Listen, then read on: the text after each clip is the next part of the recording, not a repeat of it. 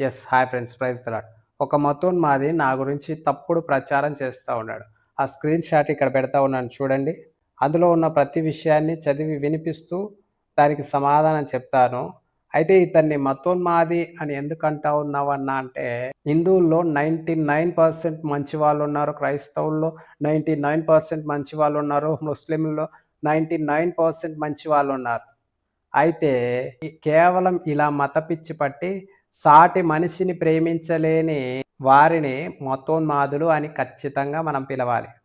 ఎందుకంటే ఇలాంటి పరిస్థితుల్లో ఉన్న నన్ను చూసి కొంతమంది హిందూ సహోదరులే నన్ను పరామర్శించి, నన్ను ధైర్యంగా ఉండు అని చెప్పి, ఎలాంటి పరిస్థితుల్లో కృంగిపోకు, డిప్రెషన్‌లోకి వెళ్ళి నీ యొక్క జీవితాన్ని పాడు చేసుకోకు, ధైర్యంగా ఉండు, సంతోషంగా ఉండు అని చెప్పి తమ మాటల ద్వారా ప్రోత్సహించే హిందూ సహోదరులు ఎంతోమంది నా ఫ్రెండ్స్ ఉన్నారు.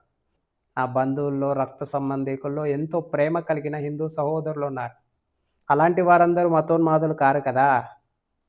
కేవలం, కేవలం ఒక 1% మత పిచ్చి కలిగి సాటి మనిషిని ప్రేమించలేని వ్యక్తులనే ఖచ్చితంగా మనం మతోన్మాదులని పిలవాలి. అయితే ఇలాంటి పరిస్థితుల్లో ఉన్న నన్ను కూడా తప్పుగా చూపించడానికి ప్రయత్నం చేస్తున్న ఇలాంటి వారిని ఏమనాలో మీరే కామెంట్ చేయండి. ఓకేనా?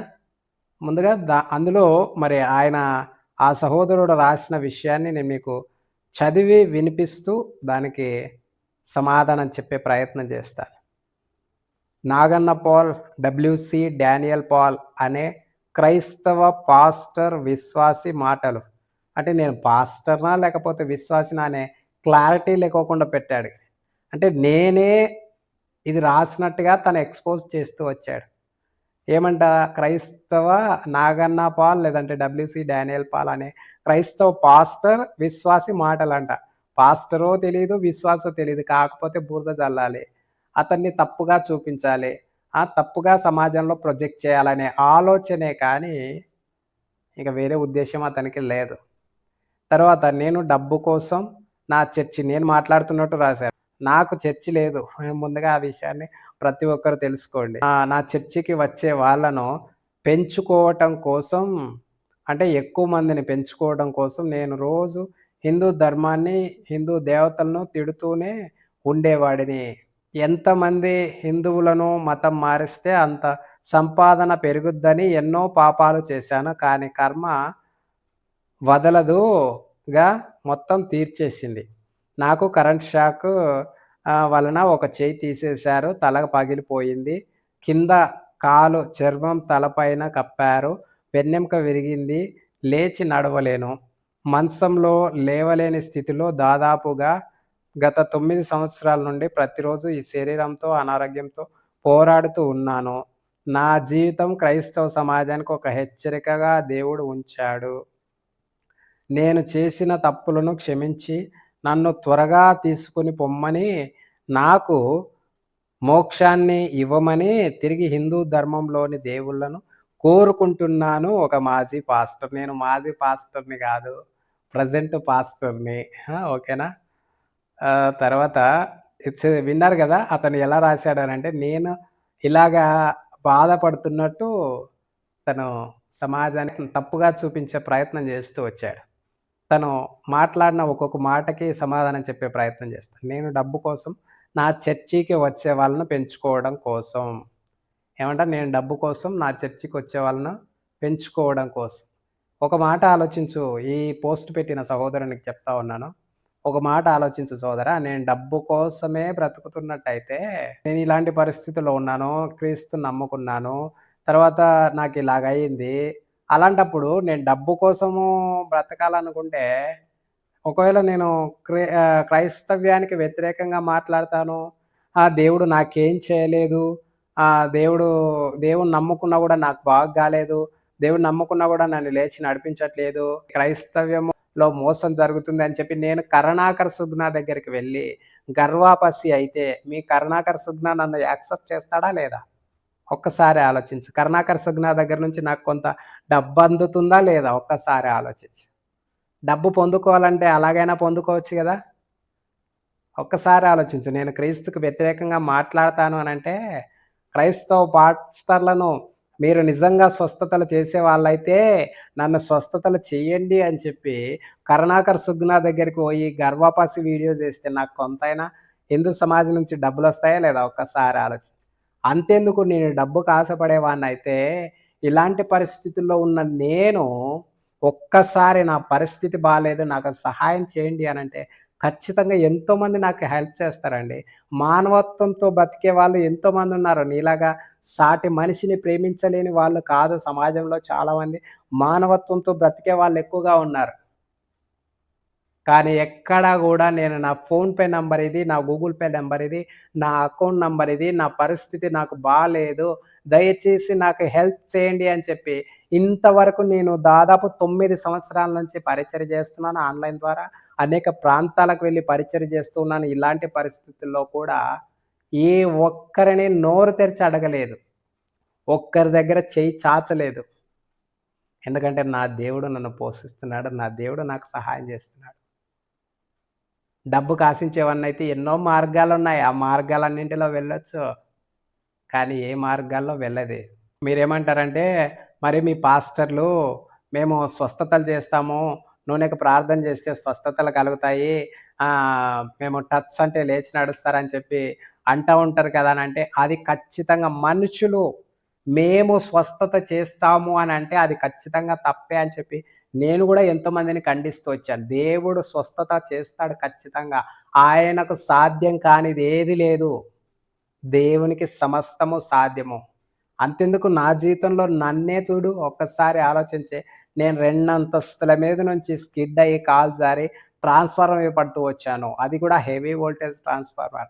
మామూలుగా మనం ఇంట్లో కరెంట్ వాడేది 230 వోల్ట్స్ అయితే పొలాల్లో ట్రాన్స్‌ఫార్మర్‌కి వాడేది 440 వోల్ట్స్ అయితే నేను పడ్డ ట్రాన్స్‌ఫార్మర్ 660 వోల్ట్స్.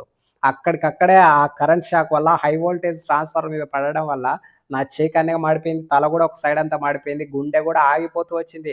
ఈడ్చి పాడేస్తూ వచ్చింది. ఆ ట్రాన్స్‌ఫార్మర్ ఈడ్చి కొడితే ఒక పైప్ లైన్ మీద పడితే నా వెన్నెముక విరిగిపోతూ వచ్చింది. నన్ను హాస్పిటల్‌కి తీసుకపోతే డాక్టర్‌లేమన్నారో తెలుసా? "ఈ పిల్లోని నాడి కొట్టుకోవట్లేదు. నాడి పట్టుకొని చూసి గుండె ఆగిపోయింది. చచ్చిపోయాడు. ఈ పిల్లోడిని ఇంటికి తీసుకుపోండి" అని జెప్పారు. మా ఇంట్లో వాళ్ళు గూడా, మా ఊర్లో వాళ్ళు గూడా అందరూ ఏమనుకున్నారు తెలుసా? మా ఊర్లో వాళ్ళంతా నాగన్నగాడు ఇట్లా నాగన్న పాల్ అనేవాడు, డానియల్ పాల్ అనేవాడు చచ్చిపోయాడంట. శవాన్ని ఊరికి తీసుకొస్తున్నారంట అని మాట్లాడుకున్నారు. కానీ అలాంటి పరిస్థితుల్లో మా అమ్మ వాళ్ళు రిక్వెస్ట్ చేస్తే ఒక్కసారి వెంటిలేటర్ పైన పెట్టి సీపీఆర్ చేయండి అన్నప్పుడు. సీపీఆర్ చేస్తే గుండెకి ఎలక్ట్రిక్ షాక్ ఇస్తే మరలా నా గుండె కొట్టుకోవడం ప్రారంభమైంది. గుండె కొట్టుకోవడం ప్రారంభమైనా గాని ఊపిరి తీసుకోవడానికి అవకాశం లేకపోతే నా గొంతు కోసి గొంతులో పైపు పెట్టి పైపులో నుంచి ఆక్సిజన్ లోపలికి పంపించారు నాకు. దాదాపు నా మెదడుకు లీటర్‌న్నర చీమబట్టి ఉండే కరెంట్ షాక్ కొట్టడం వల్ల. ఈ ఎముకంతా తీసేసి డాక్టరు చూస్తే ఆశ్చర్యపోయినాడు. ఆపరేషన్ చేసే డాక్టరే ఆశ్చర్యపోయాడు. కళ్ళు తిరిగాయి ఆయనకి. అంత చీమ పట్టినా "నువ్వు పిచ్చోని కాలేదేందిరా బాబు! పిచ్చోని కావాల్సిందనన్నాడు." ఆ రోజు జ్ఞానం లేకపోయి పిచ్చోడినయినా గూడా నా పరిస్థితి, నా జీవితం ఎలా ఉండేదో. నేను స్ట్రెచర్ మీద ఈ తల ఆపరేషన్‌కి తీసుకుపోతా ఉంటే ఆ స్ట్రెచర్ మీద నుంచి తల పగలగొట్టిన తర్వాత ఓపెన్‌లో ఉన్నప్పుడే ఆ తల ఓపెన్‌లో బ్రెయిన్ కనపడుతున్న సైడే స్ట్రెచర్ మీద నుంచి కింద పడ్డాను. దేవుని యొక్క కృప వల్ల పిచ్చోని కాకోకుండా దేవుడు నన్ను కాపాడుతూ వచ్చాడు. నాకెవరో గాదు మా అమ్మని ఆ మెదడుకు, తలకు ఈ కాలుది చర్మం తీసి పైన కప్పెట్టక ముందు 4 నెలలు నా తల ఓపెన్‌లోనే ఉంది. బ్రెయిన్‌కు దుమ్ము, ధూళి, గాలి కొట్టినా గూడా పిచ్చి పట్టలేదు, చచ్చిపోలేదు. ఇవన్నీ దేవుడు చేసిన అద్భుతాలు గాదా! దేవునికి సాధ్యమే లేచి నడిపించడానికి. ఒకవేళ నా దేవుడు నన్ను లేచి నడిపించినా గూడా రేపొద్దున నాకు మరణం రాదా? చావు రాదా? ఇంకొక అనారోగ్యం రాదా? ఈ శరీరం అశాశ్వతమైంది. కాబట్టే దేవుడిచ్చిన అవకాశాన్ని, ఆరోగ్యాన్ని బట్టి దేవుని పరిచర్య చేస్తూ ఉన్నాను. మనుషులు మేము చేస్తాము అనేది ఖచ్చితంగా అది రాంగ్. మనుషులెవ్వరికీ సాధ్యం కాదు. కానీ దేవునికి సమస్తము సాధ్యం. ఈ విషయాన్ని గుర్తుపెట్టుకో సోదరా. తర్వాత నువ్వేం మాట్లాడుతున్నావు? నేను రోజు హిందూ ధర్మాన్ని, హిందూ దేవతల్ని తిడుతూనే ఉండేవాడిని. ఈ మాట నువ్వు మాట్లాడుతున్నావు గదా! ఒక్క ప్రూఫ్ చూపించు. నేనెప్పుడైనా నా నోటి నుంచి హిందూ దేవీ దేవతలను దూషించినట్టు గాని, తిట్టినట్టు గాని, దుర్భాషలాడినట్టు గాని నా నోటి నుంచి మాట్లాడినట్టు నువ్వు చూపిస్తే, నేను నీకు లక్షలు, కోట్లు ఇవ్వలేను గానీ, ఎందుకంటే నా పరిస్థితి అంత స్థాయి లేదు. నాకున్న దాంట్లో ఏదో ఒక 500, 1000 నీకు ఖచ్చితంగా ఇస్తాను. మాట తప్పేవాడిని కాదు. నువ్వు చూపిస్తే అందరూ ఏదో సవాల్ చేస్తా ఉంటారు గదా! ఖచ్చితంగా కోట్లిస్తాం, లక్షలిస్తాం అలాంటిది గాదు.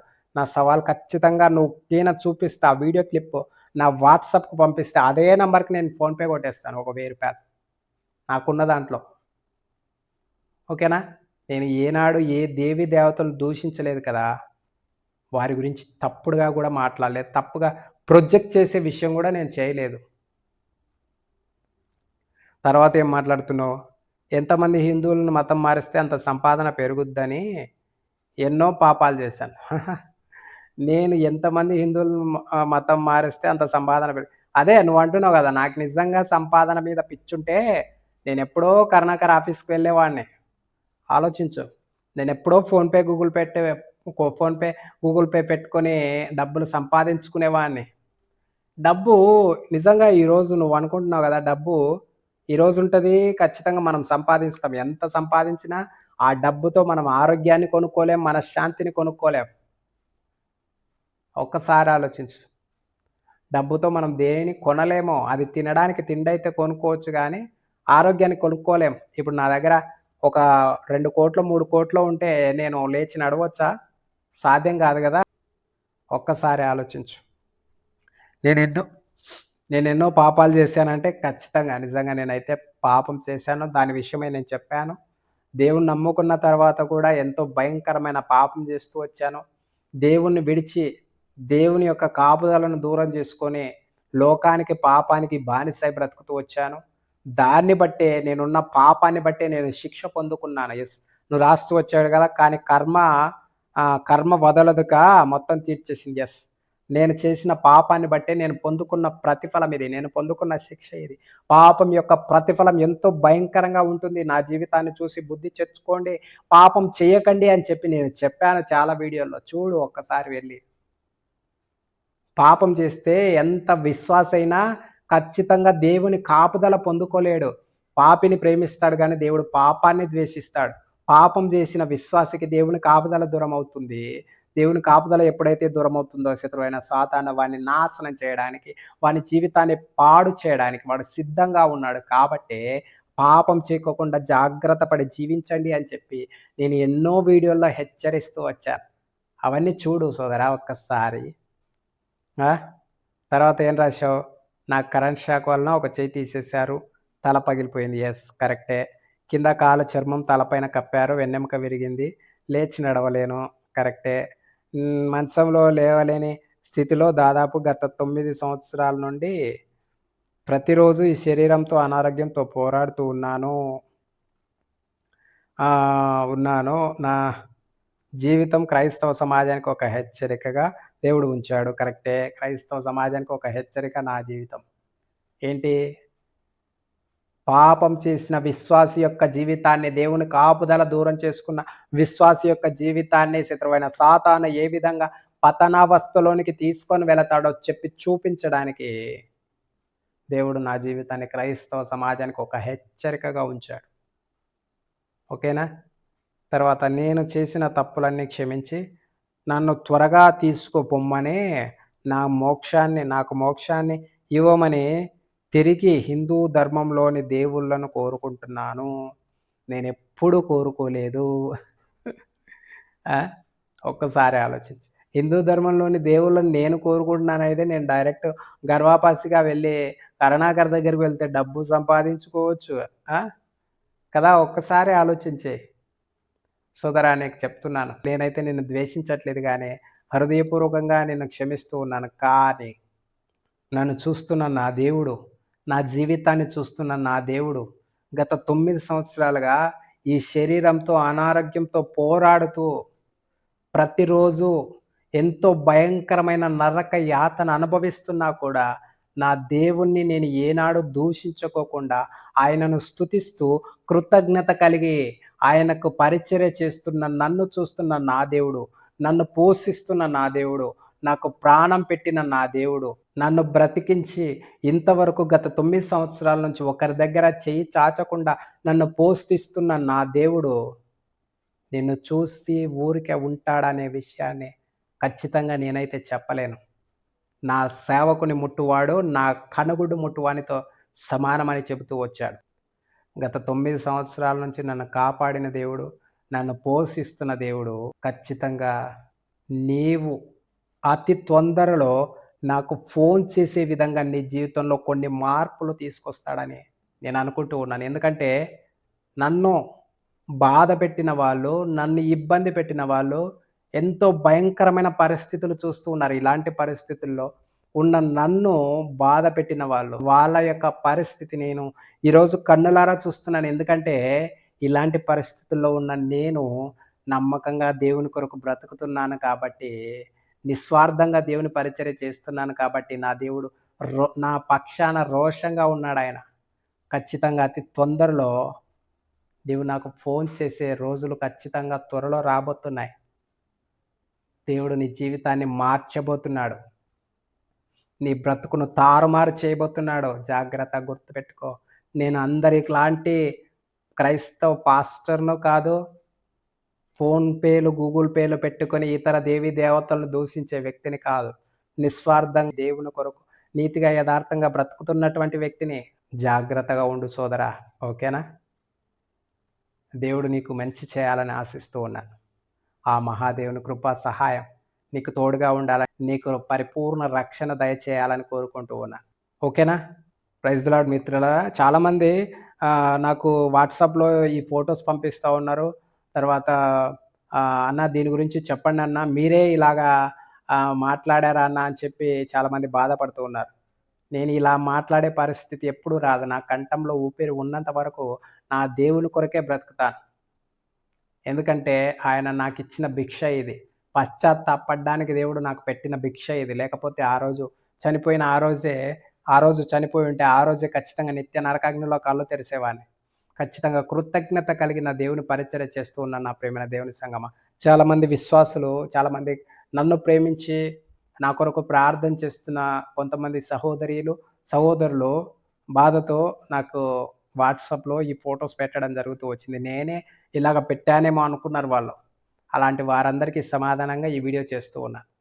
దయచేసి ఇలాంటి ఫేక్ ప్రచారాలను మీరు నమ్మకండి.